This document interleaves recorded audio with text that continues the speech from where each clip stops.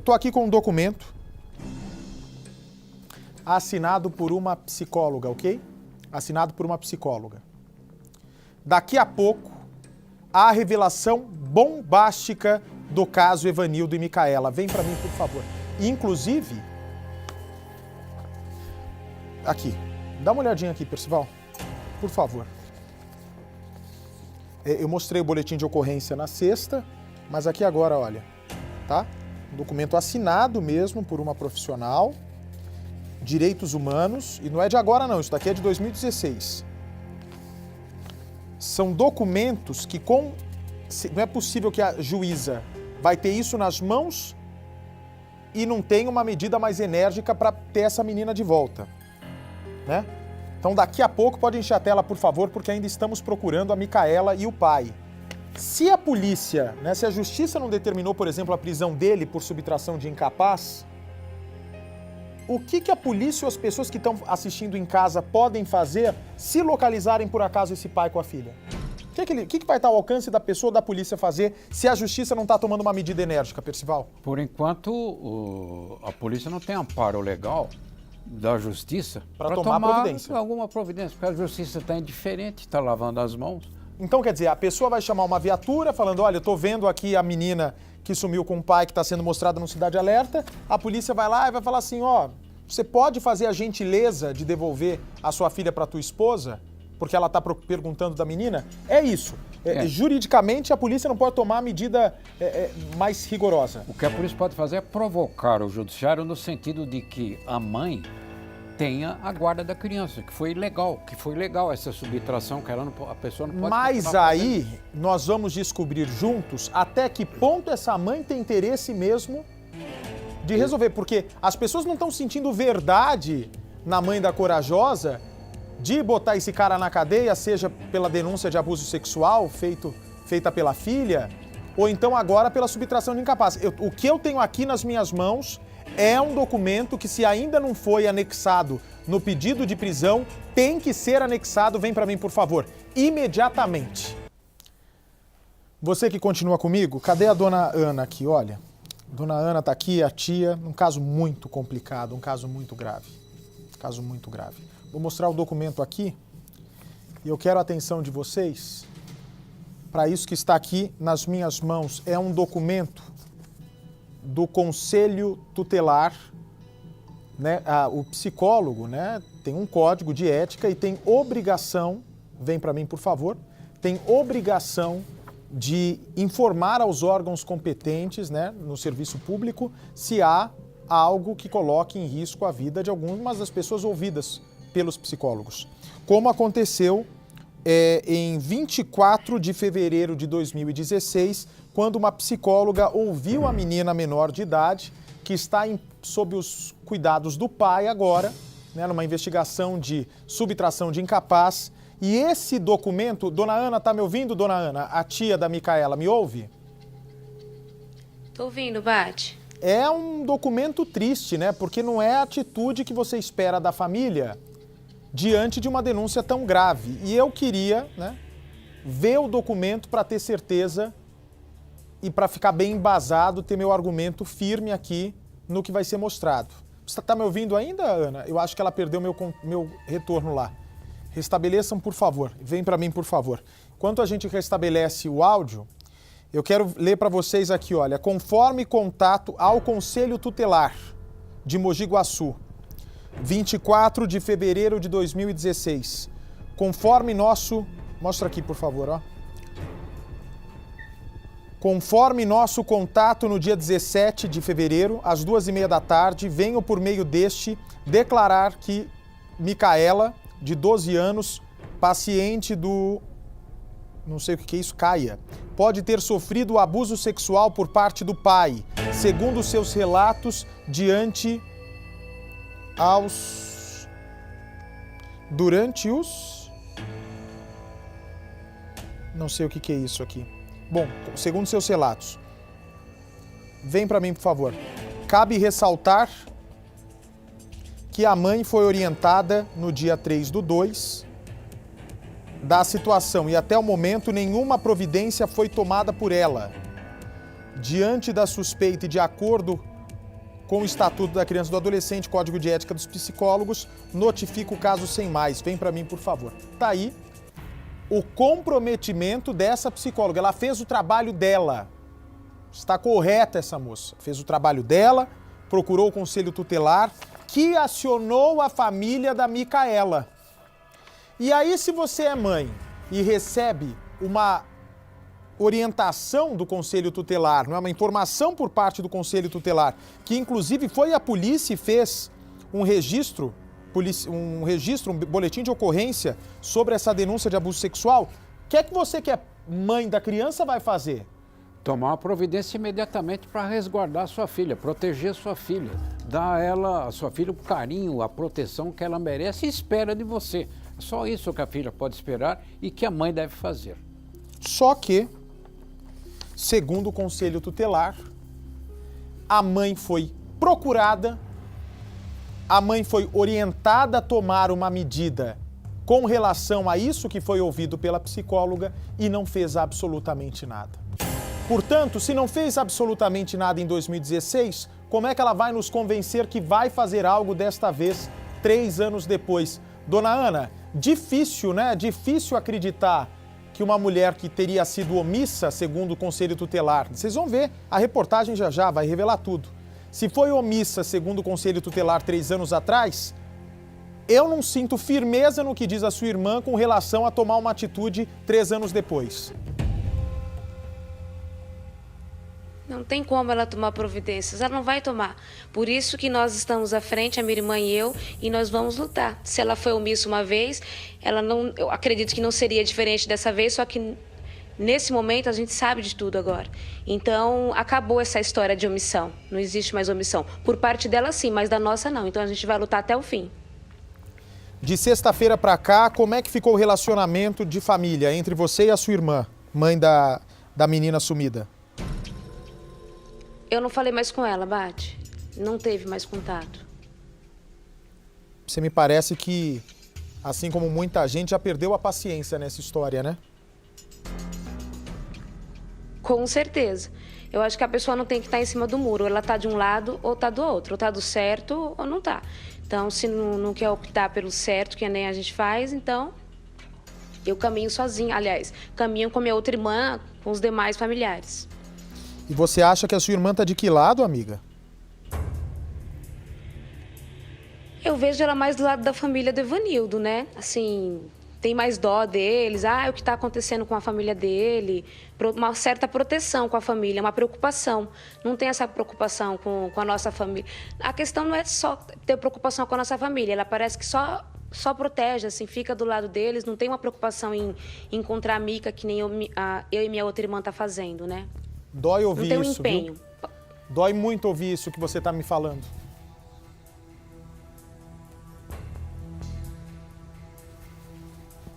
E dói na gente também, Bate. Muito, muito mesmo. Onde é que está a menina de 18 anos que denunciou o pai agora? Agora ela está em São Paulo, na casa da minha irmã. Mas ela segue firme com a convicção dela e com a denúncia dela.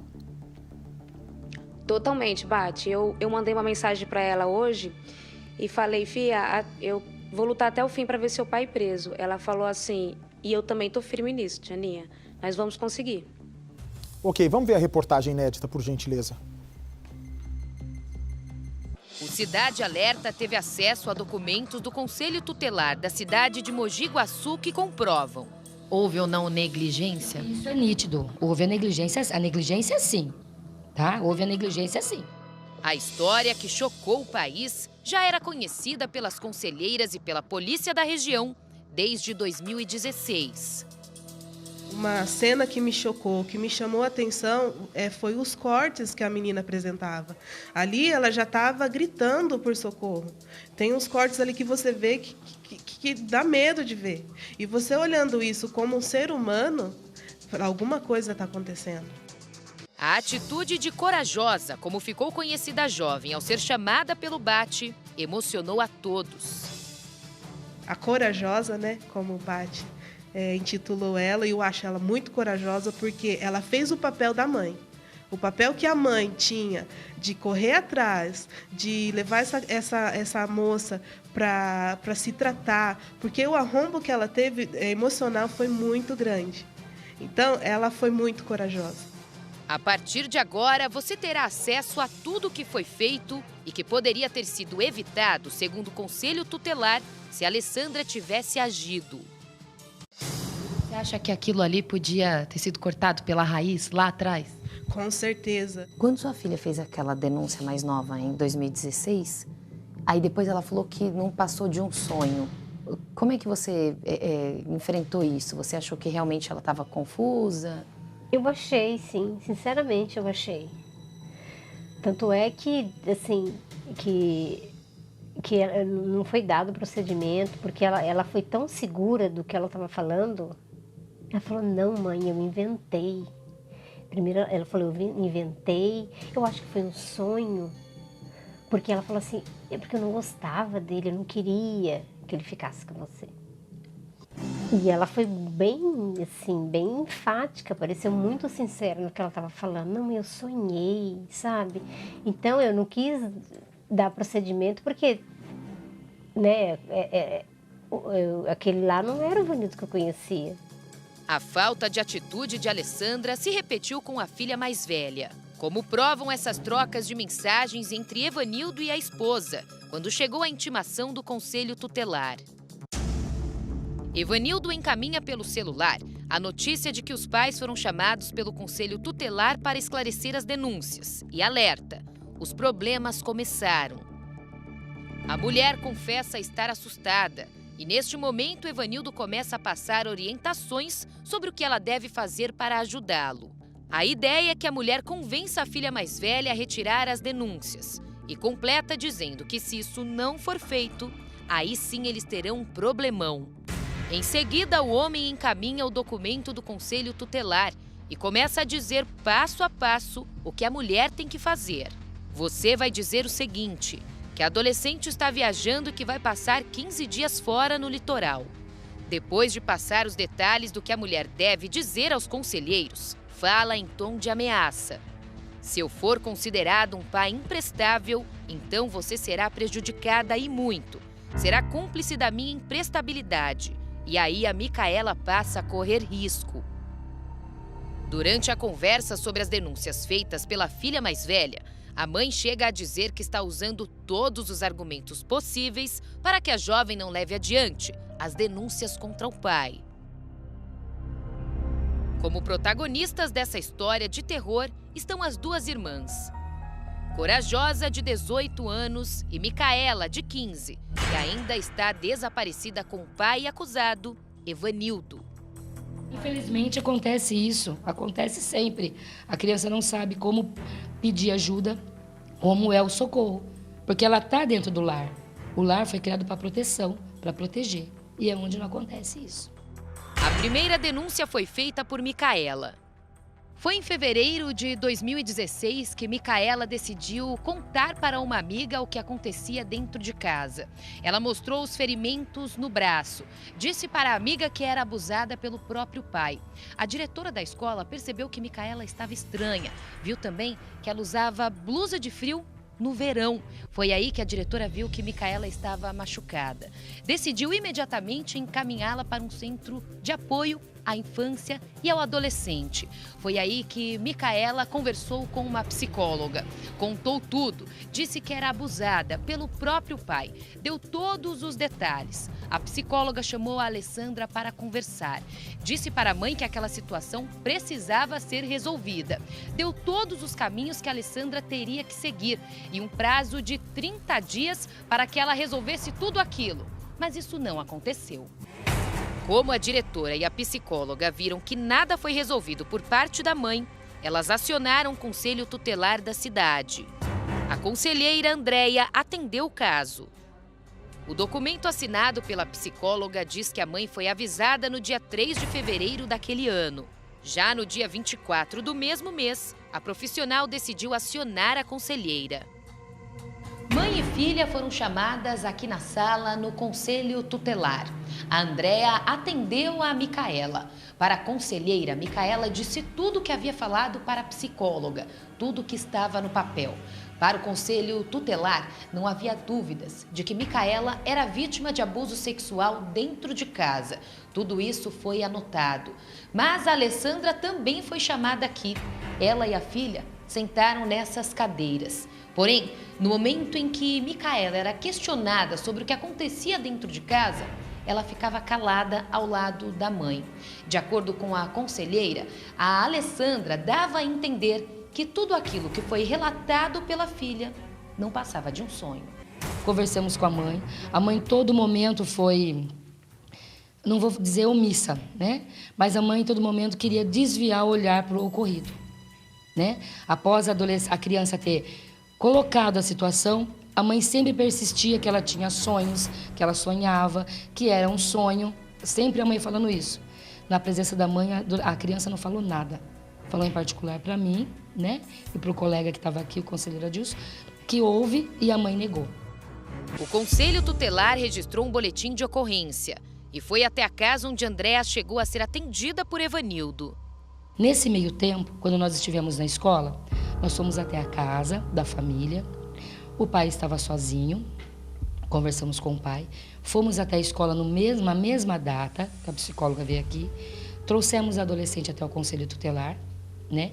Ouvimos a adolescente, que confirmou a situação do abuso que havia acontecido. De uma forma bem discreta, né? Muito delicada, e nós entendemos que havia o abuso. Repare que o boletim foi registrado pela conselheira Andréa. Mas no depoimento para a polícia, Micaela disse que foi apenas um sonho. Disse também que já estava tudo resolvido em casa. Alessandra se comprometeu a afastar Evanildo da filha. Após a situação, a criança continuou sendo acompanhada pela psicóloga, a escola ficou atenta, né? E houve mais visitas após o ocorrido, que a mãe sempre falou que ele já não estava mais na casa. Confirmou isso, ele já não estava ficando mais lá. Eu estive na casa, fizemos visita, ele não estava ficando mais lá. Mas o que nos intrigava era os dois filhos morar com a avó já há algum tempo, né? Já está com a avó há algum tempo. E quando ela cai em contradição em dizer que eles ficavam o dia todo com a avó e à noite ia para casa. Andréa acompanhou a família por alguns dias. Alessandra demonstrava que estava tudo bem. Até então, as visitas que o conselho tutelar fez, ele já não estava na casa. Nem coisas dele havia na casa. Porque nós não podemos invadir essa situação. Então, é aquilo que a gente acredita no que a mãe está falando e que a Micaela também falou, que ele não estava mais na casa. Então, para nós, estava tudo resolvido. O que a conselheira não imaginava é que nada seria feito pela mãe. A nossa orientação era de tomar as medidas cabíveis. Quando se faz um boletim de ocorrência, a pessoa tem como dar andamento ou não. Então, ela teria que continuar, fazer o boletim de ocorrência, ter feito a medida protetiva para afastar ele da residência, afastar ele da casa, né? Para ele não voltar mais. E a importância dela ter contado para a mãe, para a irmã, para o resto da família, é de não deixar ele se aproximar mais, tá? Ter ido até a escola, ele não pode mais buscar, ele não pode mais pegar. Ao contrário disso, Evanildo continuou na casa, se aproximando ainda mais das filhas. E na época, o conselho tutelar não sabia que Corajosa, a irmã mais velha, também era abusada por ele. Dava a entender que a família sabia, que todo mundo estava sabendo e que ele tinha se afastado da casa. Que a nossa maior preocupação é tirar o agressor, o abusador da casa. E para nós, depois dessas 2 visitas, acompanhamento, estava tudo bem. Quase 4 anos depois, Andréa não imaginava. Mas o caso voltaria aqui para o conselho tutelar. Desta vez com a denúncia da filha mais velha. Foi aqui que ela contou todo o pesadelo que viveu em casa, dos 6 aos 12 anos de idade. De acordo com ela, durante todo esse tempo, ela foi abusada pelo pai. Ela decidiu contar tudo porque não aguentava mais guardar aquele segredo, algo que estava corroendo ela. Então ela decidiu abrir o jogo, deu todos os detalhes do que passou durante todo esse tempo dentro de casa. A parte do conselho foi feito corretamente. Como prova os documentos, a gente tem a ficha aqui de acompanhamento. Por isso, nosso susto quando a tia apareceu aqui dizendo o que estava acontecendo, do desaparecimento dele com a Micaela. Dessa vez foi Daniele quem atendeu. Ela precisou acalmar a tia das meninas, que chegou no conselho tutelar sem saber que em 2016 a família já tinha passado pelo mesmo. A tia estava, assim, cheia de dúvidas, estava perdida, né? A gente via nitidamente que ela estava perdida quanto à situação. Porque no fato de 2016 não foi exposta à família. Então, ela guardou para si, ou seja, a família, no seio familiar, pai, mãe, filhos, ficou tudo ali, entre eles. Não foi assim uma coisa que ela procurou ajuda, que ela tentou, tipo, quando você tem um problema, a primeira coisa que você vai fazer é procurar sua família para te dar uma ajuda, um auxílio. Então, não ocorreu isso. Então, a tia estava bem perdida. E quando você explicou para ela e falou até de 2016, qual foi a reação dela? Ela ficou estarrecida, tá? Ela me olhava assim com o olhar parado. Eu falei, então, foi dessa forma que aconteceu. Até no dia, como o cronograma dessa denúncia foi dessa forma. Chegou para nós no 2016. 2016 eu não estava conselheira, tá? Quem atendeu a denúncia na época foi o conselheiro Adilson com a conselheira Andréia. Então, aí depois que chegou para mim. Então, ele atendeu essa tia junto comigo. Então, foi tão assim esclarecedor para ela e a situação passou a ficar transparente. E ela entendeu que houve uma negligência da mãe. Um boletim de ocorrência foi registrado pela tia. Repare, os 2 boletins do caso referente a Corajosa e Micaela não foram registrados pela mãe. Corajosa saiu de casa por orientação do Conselho Tutelar. Daniele foi até a casa da família no mesmo dia, sem avisar a Alessandra, para que ela não alertasse Evanildo, já que para o Conselho estava claro que a Alessandra tentava protegê-lo.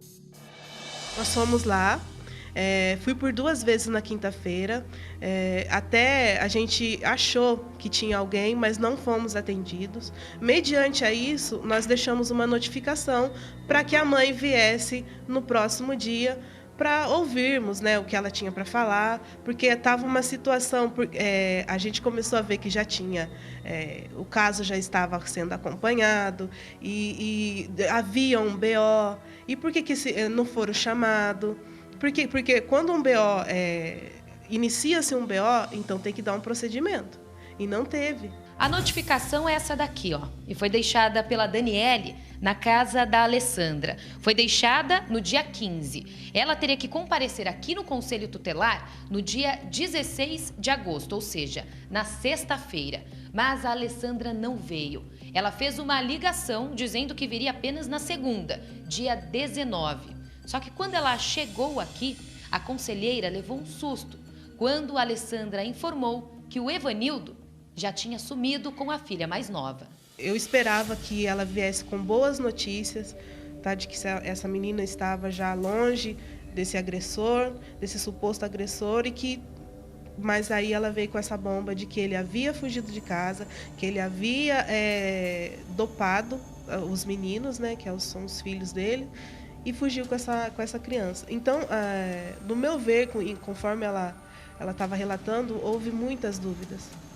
Como a gente está aqui para auxiliar, orientar e não julgar, como eu já havia dito, então eu procurei orientar essa mãe da melhor forma possível. Como o Evanildo já foi denunciado pelas 2 filhas, o Conselho Tutelar se preocupa com a integridade de Micaela. Nós não sabemos até que ponto essa loucura de pegar a menina e desaparecer com ela, a menina aceitar ir, né? Porque essa situação de cumplicidade dos 2, né? Ele pode estar dentro de um quarto, de um motel, ficar durante um mês. Eles devem ter dinheiro para isso, para ficar fugindo, desaparecido e ir embora, ir para algum lugar. E nós também não sabemos o que ele pode fazer. Não vai ficar comigo, não vai ficar com ninguém. A gente sabe, a gente vê todo dia isso acontecendo, né? Tirar a própria vida de ambos ou dela, desaparecer. Então, nossa preocupação, a integridade física, infelizmente, nós não temos como voltar atrás. A psicológica é pior ainda. Já em relação à Corajosa, Daniele sabe que para ela foi difícil guardar tudo isso durante anos, sem poder pedir ajuda dentro de casa. Corajosa teve a chance, mesmo que tarde, de pedir ajuda. Aos poucos, ela pode aprender a viver sem lembrar do mal que sofreu. Já Micaela ainda corre risco, segundo o conselho tutelar, e recuperá-la será um grande desafio. A integridade física é detectada com ML, com um médico, com escoriações, com machucados, até mesmo com um boletim de ocorrência, né, de uma violação. Mas a integridade psicológica, essa menina vai ter marcas para o resto da vida dela. Marcas que para um psicólogo, um profissional, tirar isso dela, vai meses, vai até anos para tirar isso. E amanhã nós vamos mostrar, não é, o drama dessa tia que quer provar, né, que está com a razão. E ela está recebendo, imagina, o carinho de todos os brasileiros que estão acompanhando essa história. Amanhã eu volto a falar com a Ana. Ana, siga firme em paz, Obrigada, porque a gente vai com vocês até colocar a mão nessa menina, não é? Que ela tem que voltar para casa. Se a mãe não deixou ir viajar com o pai, vem para mim, por favor. Vai acusado de abuso sexual? Essa história da mãe. Como é que uma mãe fica sabendo que a filha pode estar sendo abusada sexualmente e não toma providência nenhuma, segundo o conselho tutelar?